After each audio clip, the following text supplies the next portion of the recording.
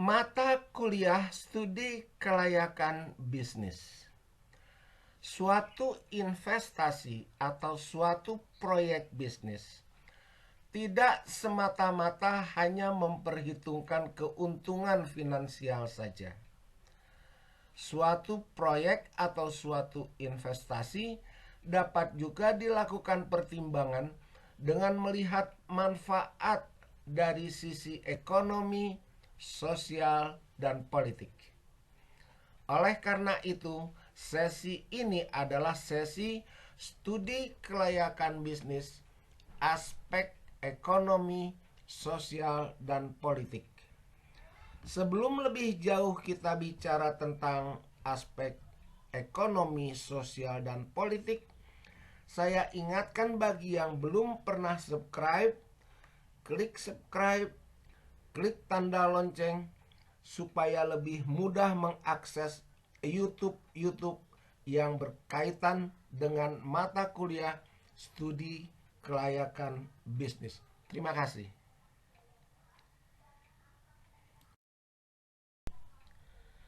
Mata kuliah studi kelayakan bisnis, kuliah ke-11, aspek ekonomi, sosial, dan politik. Aspek ekonomi. Cukup banyak data makroekonomi yang tersebar di berbagai media yang dapat dimanfaatkan perusahaan. Data makroekonomi tersebut banyak yang dapat dijadikan sebagai indikator ekonomi yang dapat diolah menjadi informasi penting dalam menyusun suatu studi kelayakan bisnis.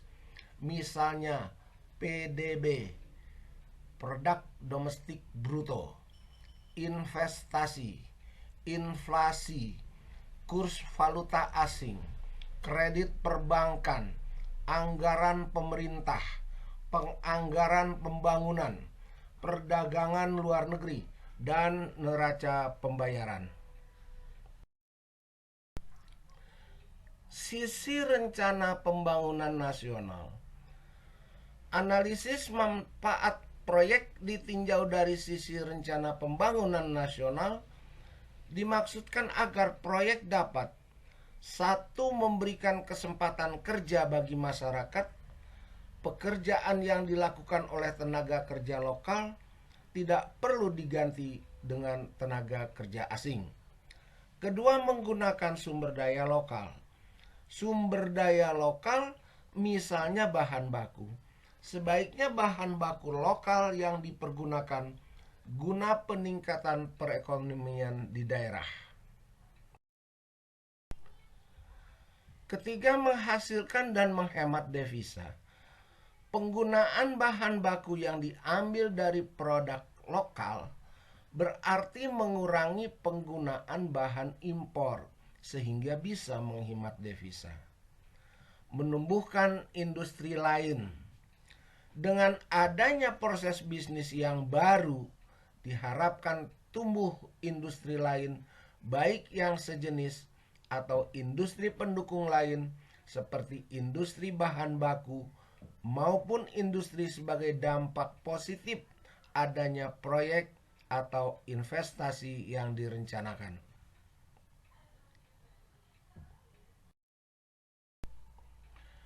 Kelima, turut menyediakan kebutuhan konsumen dalam negeri sesuai dengan kemampuan. Produk yang dihasilkan atas hasil tersebut dapat memenuhi kebutuhan dalam negeri sehingga tidak terjadi impor barang yang sudah tentu akan mengurangkan devisa. Keenam, menambah pendapatan nasional. Dengan bertumbuhnya bisnis di dalam negeri mengakibatkan bertambahnya produk dan menyerap tenaga kerja sehingga otomatis menambah pendapatan nasional.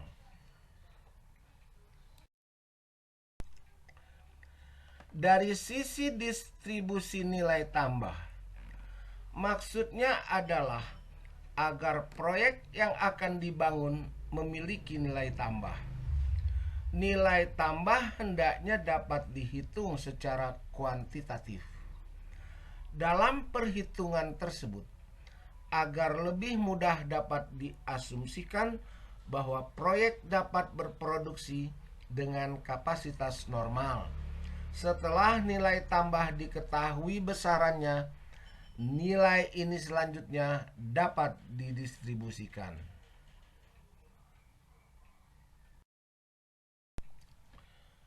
Dari sisi nilai investasi tenaga kerja, penilaian berikutnya adalah bahwa proyek yang direncanakan akan dapat meningkatkan kesempatan kerja.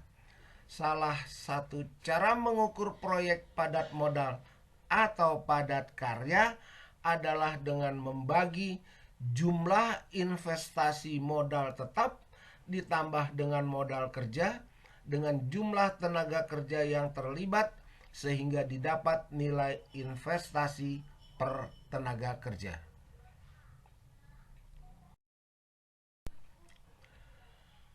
Hambatan di bidang ekonomi.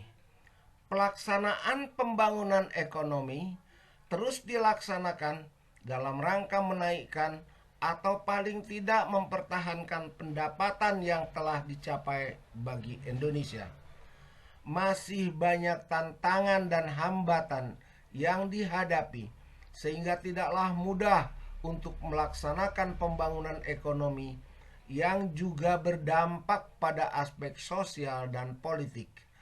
Ada beberapa penghambat, di antaranya sebagai berikut. Kesatu, iklim tropis menyebabkan terjadinya lingkungan kerja yang panas dan lembab, sehingga menurunkan usaha atau gairah kerja manusia. Banyak muncul penyakit, serta membuat pertanian kurang menguntungkan. Yang kedua, produktivitas rendah. Ini disebabkan oleh kualitas manusia dan sumber alam yang relatif kurang menguntungkan.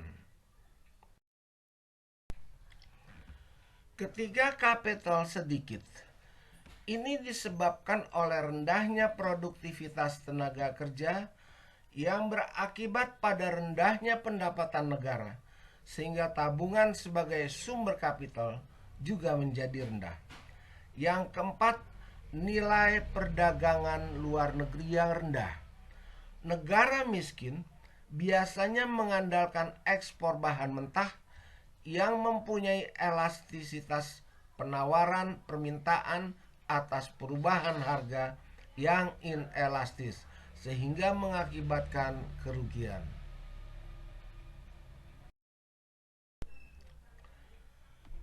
Kelima, besarnya pengangguran.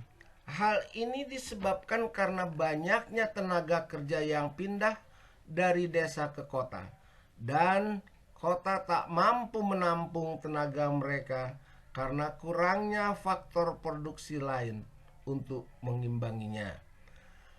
Keenam, besarnya ketimpangan distribusi pendapatan. Misalnya keuntungan lebih banyak dimiliki oleh sebagian kecil golongan tertentu saja.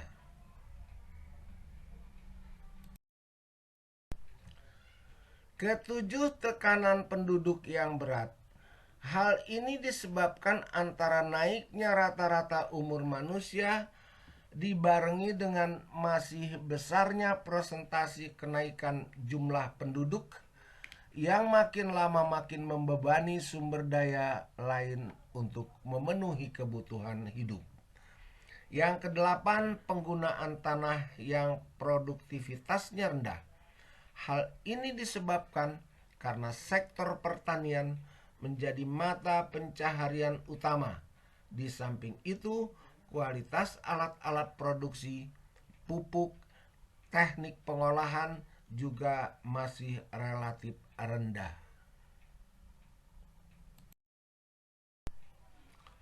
Dukungan pemerintah.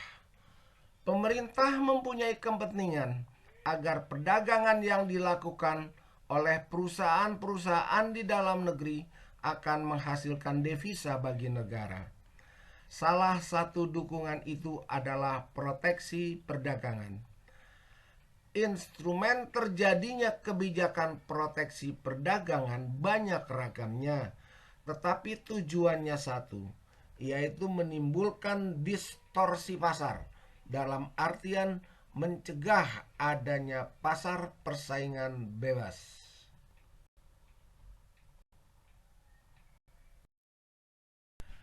Instrumen kebijakan proteksi perdagangan dapat digolongkan sebagai berikut. 1. Kebijakan perdagangan luar negeri terbagi 2 instrumen, yaitu instrumen tarif terdiri dari pajak impor, pajak ekspor, dan subsidi ekspor. Instrumen non-tarif terdiri atas 2 batasan, yaitu batasan kualitatif dan pembatasan kuantitatif.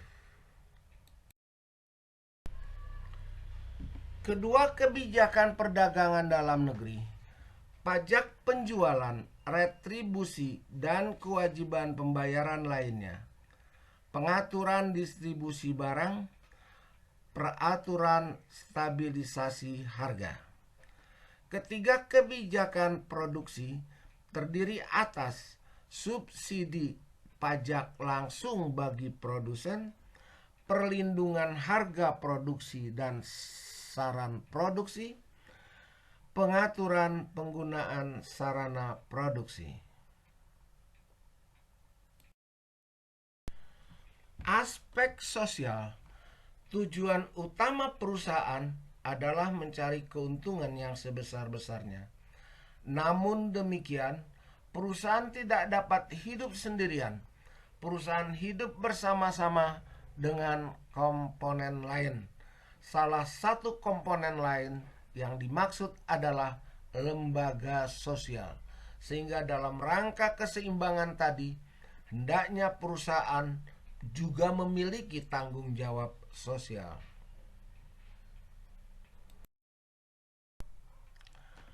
Perusahaan sebagai lembaga sosial.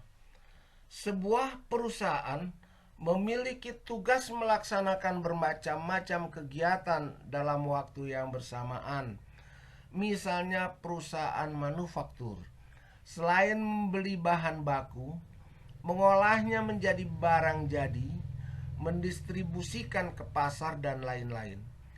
Perusahaan juga harus merealisasikan kegiatan yang berhubungan dengan lingkungan eksternal, yang berhubungan dengan masyarakat sebagai kegiatan sosialnya.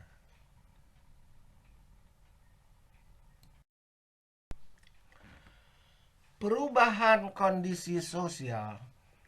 Pada masa lalu, pemecatan karyawan karena berbagai alasan, seperti misalnya karena karyawan mabuk-mabukan, atau perusahaan mengalami kemerosotan keuntungan, hal yang biasa.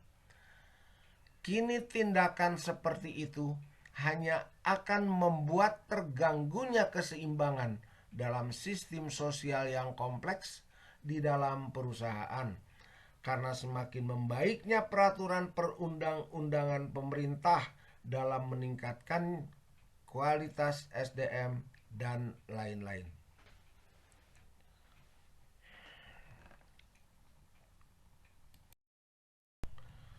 Perubahan dalam masyarakat. Masyarakat pluralistik adalah sebuah kehidupan berbagai kelompok yang mempengaruhi lingkungan perusahaan dalam mendapatkan harapan-harapan sosial, ekonomi, dan politik.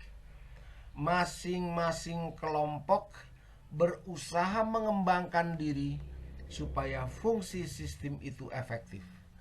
Berkaitan dengan yang di atas, hendaknya bisnis memiliki manfaat-manfaat sosial yang hendaknya diterima oleh masyarakat, seperti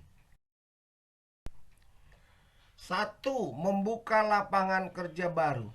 Maksudnya proyek bisnis akan menggairahkan masyarakat sekitar untuk turut serta membuka lapangan kerja baru. Melaksanakan alih teknologi.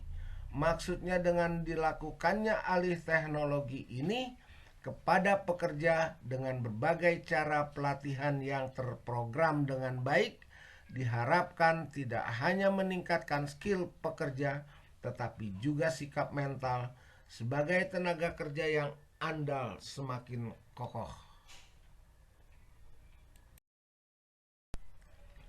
Ketiga, meningkatkan mutu hidup.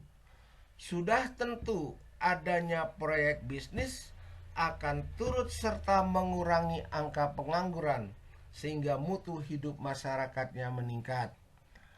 Pengaruh positif. Proyek bisnis hendaknya dapat berpengaruh positif pada masyarakat sekitar, tidak hanya berdampak pada meningkatnya atau semakin baiknya kondisi lingkungan fisik seperti jalan, jembatan, telepon, tetapi juga kondisi lingkungan psikis mereka.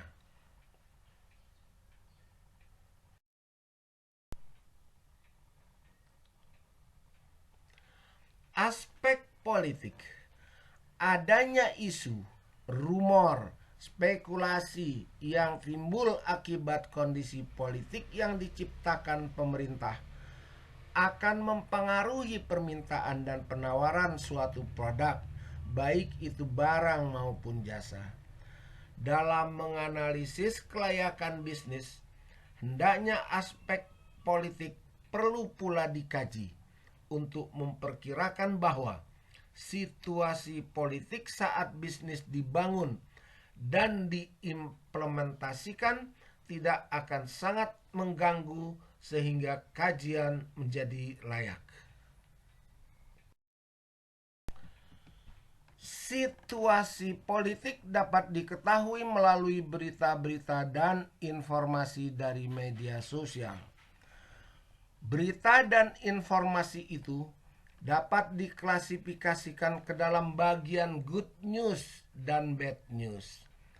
Di dalam bisnis, good news dimaknai dengan berita-berita yang dapat diterima pelaku pasar tentang berbagai faktor dan kondisi suatu negara yang berhubungan dengan dunia investasi yang dinilai mendukung dan memiliki potensi mendatangkan keuntungan bagi dunia bisnis.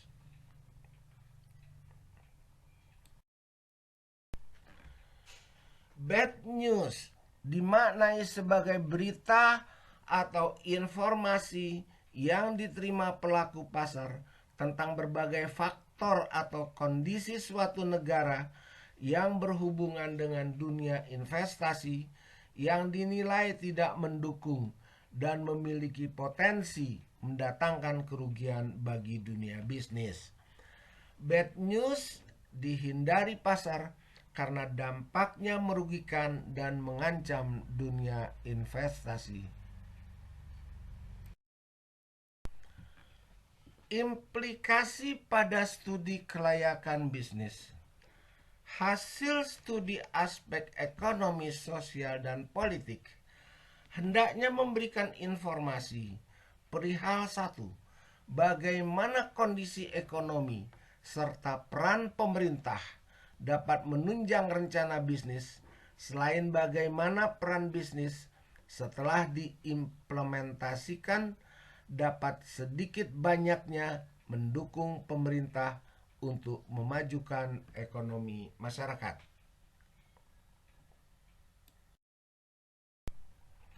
Yang kedua, bagaimana kondisi sosial akan saling mempengaruhi rencana bisnis.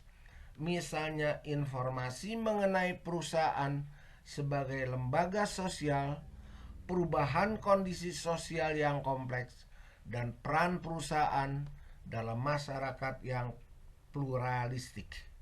Dan yang ketiga, bagaimana aspek politik akan berpengaruh pada rencana bisnis.